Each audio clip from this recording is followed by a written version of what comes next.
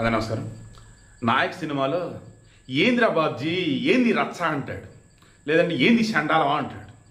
దేశంలో బోల్డెన్ సమస్యలు, కోర్టుల్లో బోల్డెన్ కేసులు పెండింగ్ అయినా సరే ఈ మోనాలిసా సంబంధించి మధ్యప్రదేశ్ కేరళ రాష్ట్రాలు, మధ్యప్రదేశ్ హైకోర్టు కేరళ హైకోర్టు, మధ్యప్రదేశ్ పోలీసులు కేరళ పోలీసులు ఏంది రచ్చ.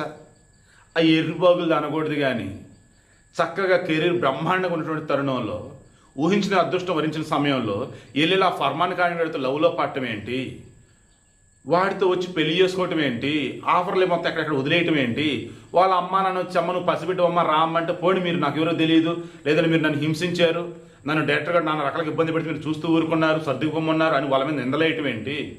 తీరా కేరళ వచ్చి ఆమెమి హిందువు, షెడ్యూల్ ట్రైబు, ఎస్టీ, ఆడేమో ముస్లిము, అయినా సరే వెళ్ళేసి గుడిలో పెళ్లి చేసుకున్నారు. దానికి ఇద్దరు కూడా విభిన్న మతాలకు చెందినటువంటి వాళ్ళు. దాని ప్రకారం వచ్చే స్పెషల్ మ్యారేజ్ యాక్ట్ ఉంది, దాని ప్రకారం ముందు అప్లై చేయాలి, ఏమీ చేయలే, బట్ రిజిస్ట్రేషన్ సర్టిఫికేట్ ఇచ్చేసారు వ్యాలిడ్ అన్నట్టు. ఈలోపు national commission for schedule tribes వాళ్ళు ఏమన్నారు, అరే ఆ పాప మైనర్ రా అని చెప్పేసి అంటే పాపం తీసుకెళ్ళిపోయాడు కదా, దాన్ని పోక్సో కేసు పెట్టేశారు, పెళ్లి కూడా చేసుకున్నాడు కాబట్టి.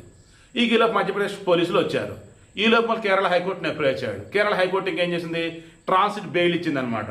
అరెస్ట్ చేయకుండా ఇతను ఏం చేయాలంటే మధ్యప్రదేశ్ హైకోర్టుకి వెళ్ళిపోయి ఇతని మీద నమోదైన పోక్సో కేసు రిమైనింగ్ కేసులు ఉన్నాయి కదా, దానిలో బెయిల్ తెచ్చుకోవటమో ఇంకేదో తెచ్చుకోవచ్చు. మొన్న చెప్పి కూడా 10 రోజులు ఏమో అవుతున్నట్టుంది, ఇంకెన్ని రోజుల టైం ఉంటుంది, 4 రోజులే ఇచ్చింది ఇది. తర్వాత రేపు జూలై 10కి కేసు వాయిదా వేస్తూ, ఇదే కేసు జూలై 10కి వాయిదా వేస్తూ కేరళ హైకోర్టు ఏం చేసిందంటే కేరళ పోలీసులని వీళ్ళకి రక్షణ కల్పించడం ఉంది. అంటే ఇప్పుడు కేరళ పోలీసులు సెక్యూరిటీ ఉండాలి, వీళ్ళు ఎవరు పట్టుకెళ్ళకుండా ఎవరు అరెస్ట్ చేయకుండా. ఈ మహాతల్లి మోనాలిసా ఏమంది, నా మొగుడిని చంపేస్తారు, నన్ను చంపేస్తారు, మా కుటుంబం నుంచి నాకు ప్రాణహాని ఉంది, నన్ను కాపాడండి అంటూ. ఎంత దారుణం అండి అసలు. ఇట్లాంటి ఎర్రి బాగులు నిజంగా ఎక్కడా ఉండొద్దు. ఇప్పుడు ఏవో పెళ్లి చేసుకుంది కాబట్టి లైఫ్ బాగుండాలని నేను కోరుకుంటున్నాను. ఎర్రి బాగుదని వాడు మరలా ఎందుకు యూజ్ చేస్తున్నానంటే, పూసలు అమ్ముకుంటూ బతుకుతున్న అమ్మాయి ఒక్కసారిగా లైమ్ లైట్లోకి వెళ్ళిపోయింది.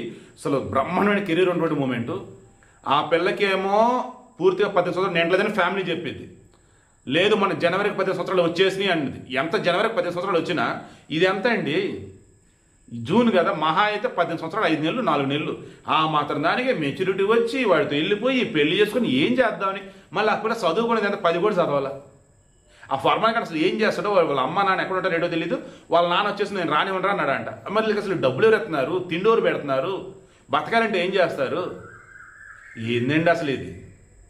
మొత్తానికి రేపు 10వ తారీఖు వరకు ఇతని రక్షణ, వీళ్ళకి పోలీసులు కాపలా, అండ్ మధ్యప్రదేశ్ నుంచి ఎవరైనా వచ్చినా సరే ఇక్కడ కేరళ వాళ్ళు రక్షణగా ఉంటారు. అండ్ ఈ మధ్యలో ఇతను మధ్యప్రదేశ్ వీళ్ళ లారీని పంపుతాడా, ఇతనే వెళ్తాడో తెలియదు కానీ మధ్యప్రదేశ్ ఇతని మీద నమోదైన పోక్సో కేసు రిమైనింగ్ కేసులు ఏవైతున్నాయో వాటన్ని సంబంధించి బెయిల్ తెచ్చుకోవాలి. లేదంటే ఈ ట్రాన్సిట్ బెయిల్ అనేది ఏదైతే ఉందో ఆ టైం పీరియడ్ అయిపోయాక తీసుకెళ్ళిపోతారు మధ్యప్రదేశ్లో, అప్పుడు ఎవడో ఆపలేడు.